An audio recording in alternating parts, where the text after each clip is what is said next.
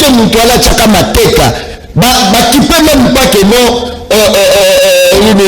parcours dans les années minutes, qui peut même te, attendre la wapité, qui peut même te culture, ni la moralité. Moralité, voilà, parce que les comment, l'université, étiquette la carte à Congo, l'école, étiquette, plutôt la biche étiquette à Pamba parce que David a dit attention qu'on tangi kuna baroza nipo na muto atanga na Japon muto atanga na Chine na Afrique du Sud mais bakopesa musala na France na Belgique voilà pourquoi badjoa même sur le plan il y a éducation système éducatif la biso bazongisa ngokaka na époque antiquité époque ba Belge donc total la timo le système éducatif ya kala ya antiquité parce que ba yebikio bana na bango ba protéger bango na ba école à qui John Kabamba européen sa faute parce que ceux qui ben élection wa to voter bato ba diriger biso to voter ba député ba gouverneur et consort peuple wana so ba PC polo so ba PC lipa alembi maman qui voter muto a PC polo ka pour la journée wana lipa pour la journée wana abosani qui a vu 5 ans à vie na famille na mobile faut que ça muto a précipité indépendance.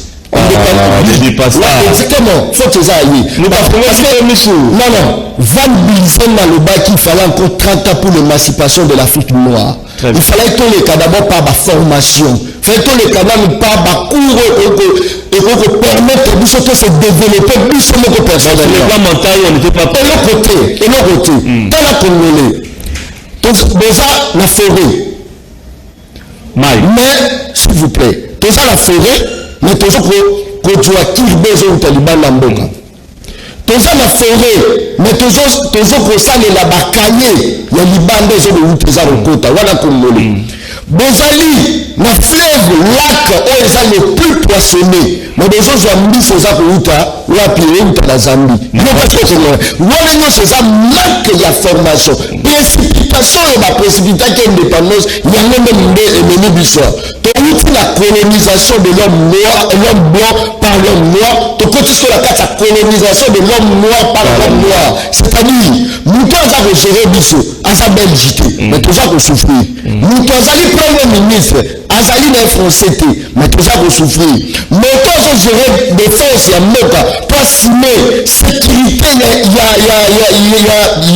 a limite, il y a Azali étranger, Azali congolais. Pourquoi sécurité Azali? Mais on a congelé, ville province à Kinshasa. Azali étranger, Azali congolais. Pourquoi ça peut maltraiter Bissou? Voilà l'indépendance des politiciens, Basen Laka. Basen Laka, oui, Boti Kalabino, Boti Kalabino, tout ça, la carte a remise et reprise. Bissou peut continuer comme nous, qu'on la bande de la Bissou.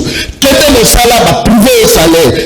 Que là, c'est pas privé au salaire. C'est ce que nous voulons actuellement. Merci beaucoup, John Kabamba, Nabadi, Ozaro Lobawana. Mais en tant qu'humain, en tant que leader d'opinion, j'ai vu une image sur l'activité de Sanaba jeune. Qu'est-ce que tu dis aux jeunes pour les mots pour la jeune John Kabamba? Non, exactement, il faut motiver les jeunes. On dit mais l'autre côté la gamme tombé la bateau, ma beau côté. Tata timba que là c'est ça te pour le ça bateau mususu. Atimba qui peut prouver capacité intellectuelle na yo. Les gens sont intelligents bien ba moto ba sima ba homme politique. Mais tant ba homme politique ba zoka pouvoir famille ba bango de bonga na bango moko. Bino de bonga combien de fois? Tant tu peux yanda bureau d'âge. Moi na ya Jean Lucien Moussia. Yenda Zaïsipia papa na papa postulé la national provincial sénat à Tchétchénio surtout famille. Quand on a du ministère accueillir c'est toujours famille na. Voyez, ce qui ne veut pas dire que non cette fois-ci jamais. Cette fois-ci jamais. Et petit c'est en moto mais quand les gens ça la partie politique ils ont regroupé bâtonnioso. Mais quand vous descendez ça bateau mais c'est sa famille qui tu as la confiance s'il vous plaît ceux qui vont ça va parti politique en haut pour associer la famille. Très bien. Pourquoi la haine la haine ils sont tout liés besoin de même de famille et là nous nous avons justifié voilà pourquoi on a kenda qui par mon salaire nanda il y a quitter na chaque promesse chaque commune juste pour sensibiliser les jeunes il y a ça que papa ce que tu me thème dans moto nous a passé nous surtout que na kelasi parce que yo pas mana na banda même kaka na banda na 2012 na 2011 na tirelo na ça va continuer toujours lutte et sensibilisation na ça va plus ou moins 8 clubs de sport et là moko na ça ko kambango ça la ba monga fula ça la selemba ou ça la ba commune un peu partout au là moko na ça même bakata na lema izali pour la ça batu kaka que moko na ngai soko se défendre pe nous t'arrêter exact preuve bapesaka bino misala à l'époque propagande ezalaki nani bozwaka misala nio bapesaka bino ya omatisa babanderole bometisa babanderole bosala nyonso botya bafiche bosala nyonso lelo obenga député soki député yango akoyamba yo kanyaka zero simise voilà pourquoi mosala biso objectif nango ezali soki omoni élection esalamaka na idée à Kabila. C'est parce que nous avons sensibilisé la population. La population c'est pression. Élection. Félix na Kabila. Bakabwani. Na selon vision na bango. FCC na cache. La vision na bango. C'est parce que nous sommes victoire pour sensibiliser. To quitter la terrain. To sensibiliser la population que papa, si on continue à ramener France a recours à terre. Belgique a encore tâté, Chine a encore tâté. Pour Chine a encore et je sais là que vous avez 50%, 50%. Vous avez collecté la biso, vous avez diamant de joaillerie la biso, vous avez diamant industriel la biso. Vous avez même à cause par contre à rapport à l'intérêt de la banque. Mais si on prend l'intérêt de la biso, et je sais là, il y a un fonctionnaire. Tellement de femmes, on nous a l'organisation. Sanisaki Bazen, Yakomi, Yamonga Fula. Je pense qu'on va pousser mal. Dans le monde, le nombre de la population va répondre à la présence. N'a pas peine, n'a pas de club, n'a pas de Jide, John Kabamba. Très bien. On a la carte à commune, il y a Monga Fula, nous avons le monde à la spectacle. C'est parce que chaque jour, chaque samedi, nous organisera bon mot, nous avons combat d'activité. Et puis, nous avons contribué à couper sa moto. Simba machette nani na kosimba biki mpo na lobi yo mpo gérer okumisaka lobi na te oyo bakato kimuta grand prêtre okoyobo te c'est le moment wana oza komona na 2011 descente efficace na 2011 nani yango ayebaka kino lelo akobima député 2011 yango wana voye tokitaki na kati ya terrain toujours na compte ya kosensibiliser parce que bakoma komanipuler jeunesse yalekisa jeunesse papa soko ovandi baobokolole mwana te comment se fait-il que kobala mwana ya mwasi noza kozela mpona mwana botama fo député bimisela ye mwasi na kati ya maternité même mabokilo yango auzaka bakilo te travaille biso tosana yo ezaka captivé na bato balandaka yo John Kabamba 5 somoni lelo lobila akangi sango loba mama sango basiliki bamarché son idée politique c'est parce que nous avons eu le temps de sensibiliser la population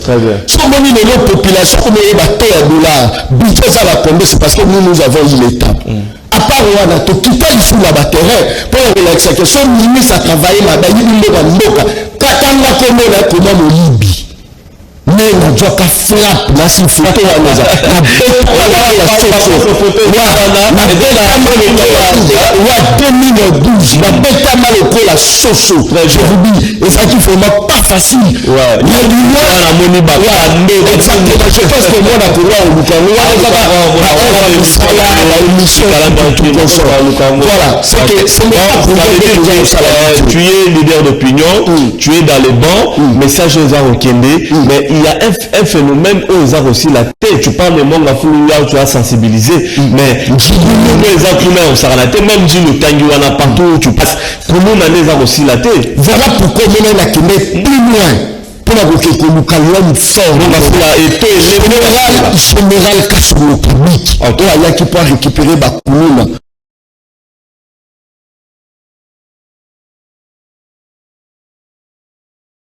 Est-ce que on mobile on a tiré aux atameyate botuna lukulas momo azoka bakulula musani la bakula sala po pendant que tu as la œuvre, tu as la preuve palpable et tangible, en réalité, le travail au moins mobile, on a ça le général Kassongo Kabiki.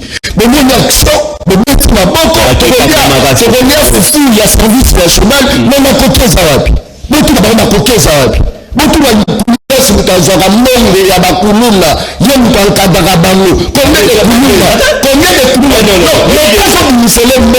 combien de ces résultats comparativement à mosala général Kassongo Kabiki na lukulasi même mutu azomérite kozwa mbongo moto akangi kuluna bake kuna bake olakisa ndenge basala ya bilanga basala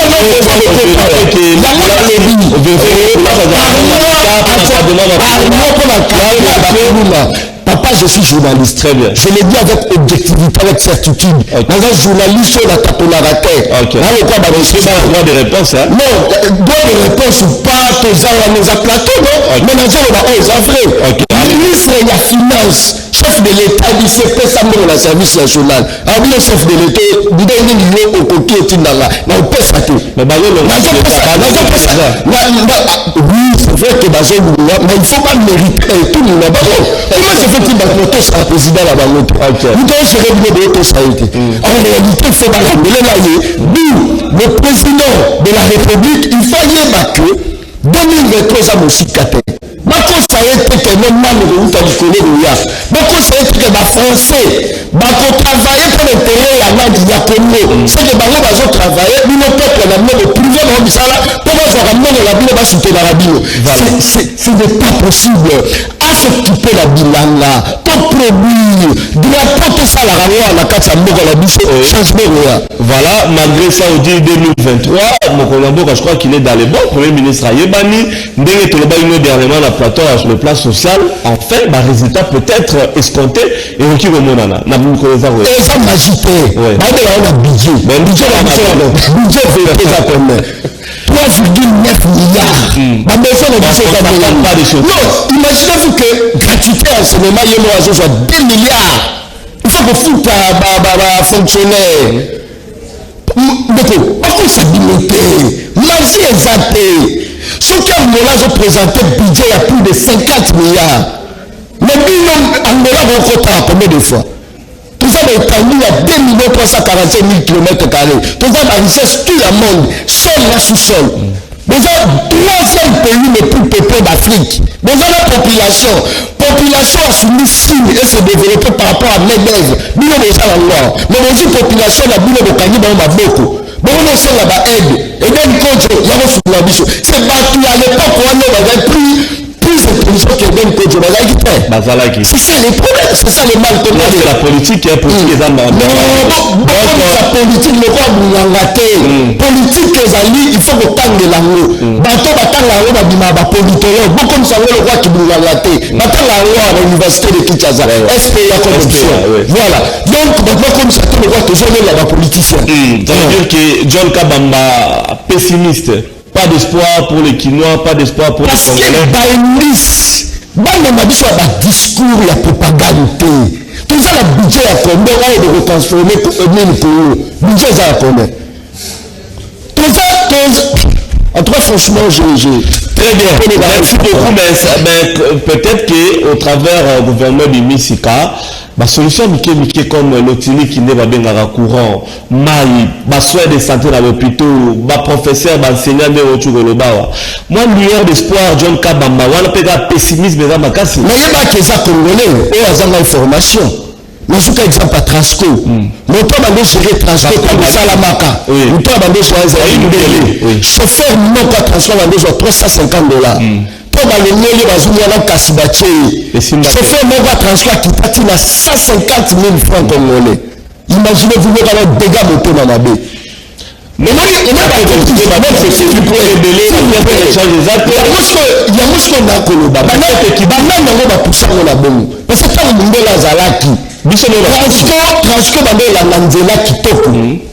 pourquoi? Parce que ma papa est responsable de Transco.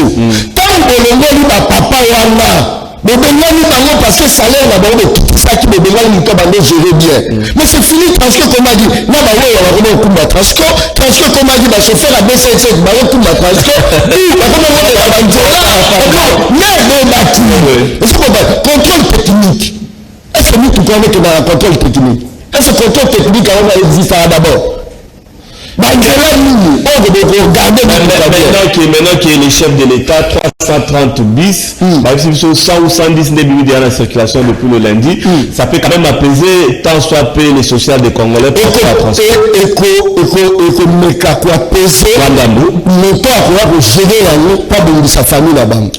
mais je te dis comment ça me n'a pas formation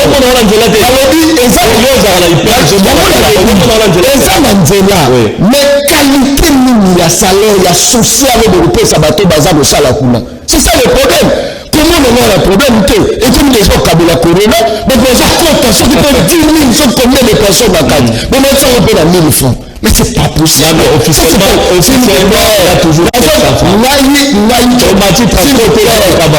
officiellement on bâtit transport si vous pouvez communiquer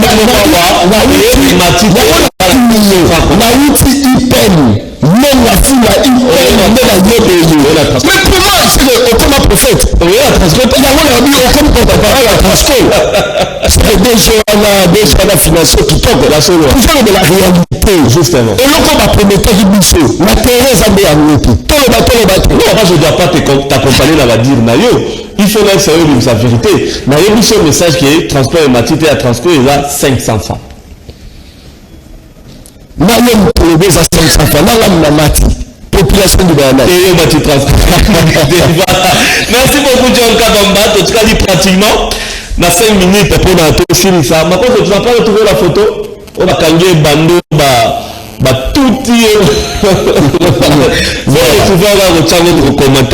on va bientôt finir ma premier ministre Boyango Monica qui est résultat escompté aux alatés 3,9 milliards à peine possible pour l'anga mais impossible au moins c'est pas ça miracle aux alabos quand le ministère est la bande comme Soussou le ministère va battre la ministère agriculture élevage pêche le biso babando na bango so ba jongo ba pesa mutu ki na on ko ministère à plan est-ce que tu comprends non on ko ministère na ka ministère ministère mais yango Zimbabwe est un embargo mais les saki Zimbabwe va cotiser $4 à l'époque mais le nom bino de moi qui a besoin de possible évolution besoin de possible lien besoin de possible vivre pendant que la première a vivre besoin de produire de notre côté le ministère sur la production de moi qui a soyez bizarre oui ma partage à pouvoir et même on qui s'en tout un service national bâti par là qui s'en très bien merci beaucoup John Kabamba tu remis presque la souka est-ce qu'il y a encore un message non ça au travers du micro à Laurent Fabrice en tout cas batobele bakanza lokwa labo ya nyuso na bo ya raté na bo ya nyuso te na lo ba ngo ke ba parlementaire ba sali no boté pour parler za âme ya kati ya mboka mais parmi bango il y a aussi de ces jeunes là justement John Kabamba ça c'est vrai dernière émission de ça qui n'avait pas appel dans sens wana tant le condition la côté ça pour la bien à bango ministre pour la bien à la famille à bango mais et quand même l'élégance il y a on m'appelle quelques au moins qui va s'en bien député sénateur ministre surtout moi il y a pas quelqu'un non selon John Kabamba bon selon John Kabamba na vanda vraiment na namoni mutu moko député akei tina est avec une exception de stratégie nini bakura kuna ye nangwa na fami na kati ndako na fami na ndako na mona mutu moko azotumbuka kaka dans le meilleur mais c'est quoi ça namoni mutu akamba na konemulu na biango libomba toni ngai John nazo confesser yango mais quand on retala na mona ke na oui mutu wana kendaki na est ayerememela biso de parmi les meilleurs parmi bateau bazolo exceller te za kala mutu moko excella natika kokutana na ye te au moins à l'époque tant toya bajournaliste tosala 2 émissions na ye et c'est fini nazongai na télévision bakomo critiquer nakamisala makasi Daniel Safu il y a autant d'une temps makolo je me suis dit oh il peut maintenir maintenant na moni bango bakena est batako bimisa akei kobimisa basekre ya barebele soki ese tipo abangaka to abangaka te ayo na télévision tamboli mateleyo Kabila na Félix bakabwana tomoni résultat esalami alors je me suis dit il faut pas nazalaka mutu mobo oyo aboyaka boyaka vaut nandimaka baction na yo c'est Daniel Safu député élu à circonscription na nga na Moamba mpona John Kabamba c'est le meilleur député selon yo selon nga papa ba acte na ye oyo apozaki et puis bato bakomoneleka moteza kosala bien mais ba acte azopoze wana c'est très fort même si parfois ndenge oti oloba wana même si parfois osatake na bato mosusu tout ça mais attention moni politique na ye wana so bato bacomprendre dimanche politique na ye parce que problème eza boye moto aza na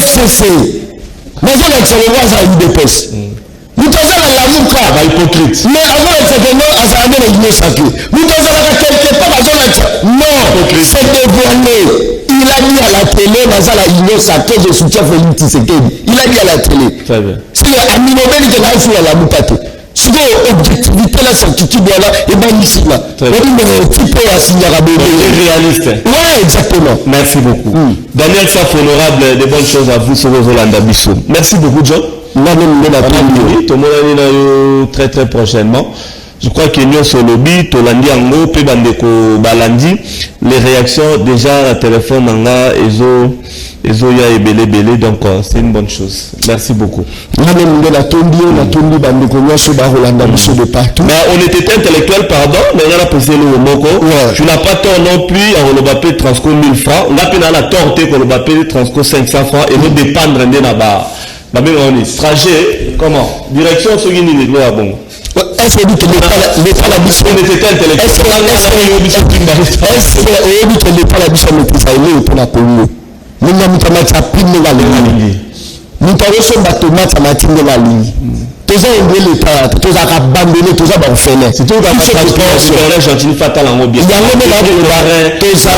toza ka abandonner et que l'État a soutenu bino arrière sous que s'il chargeait bino batat babino que bele batou pendant que bazo se protéger ba expatriés. Merci John Kabamba bon photo de monalité peut-être prochainement tant on regarde tout le monde en envoyer tout bas pour l'intérêt population c'est une bonne chose. Merci John merci également à votre tendre épouse Marthe Kabamba na PCP Bambo Tessi Azananda. Ah c'est pour la nous faire ah c'est là où le peuple ah vous savez là on doit le peuple DCLC on parle plus mais on revient pour la deuxième et dernière partie merci John.